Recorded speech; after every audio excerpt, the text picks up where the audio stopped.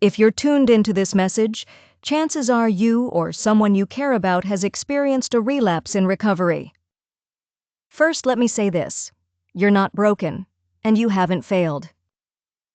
Relapse happens to most people in recovery. Statistics show that 40 to 60% of people experience at least one relapse. We're going to talk about how to move forward with practical steps and real hope. Understanding relapse as part of recovery. Addiction changes your brain. When you use substances repeatedly, your brain adapts, creating new pathways and changing how it responds to stress, emotions, and triggers. Recovery involves gradually rewiring these patterns, but the process is not linear. Think of relapse like learning to ride a bike. You might fall off several times before you get your balance. Each time you get back on, you learn something new about staying upright. Relapse doesn't erase the progress you've made. It's information about what you need to adjust. Your brain is healing, but that healing takes time. The neural pathways created by addiction are strong, and building new, healthier pathways requires patience and practice. Taking accountability without self-judgment. There's a difference between being accountable and being cruel to yourself.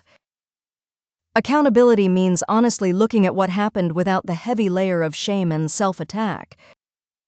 Ask yourself practical questions. What situations led up to the relapse? Were you skipping meetings or therapy? Had you stopped taking medication? Were you isolating from supportive people? What emotions were you avoiding? Notice the difference between "I relapsed because I'm weak and worthless" versus "I relapsed after 3 weeks of not attending meetings and dealing with job stress alone." The first statement is a judgment. The second is information you can use. Self-compassion isn't making excuses. It's creating the emotional safety you need to be honest about what went wrong so you can make different choices going forward. Identifying your triggers.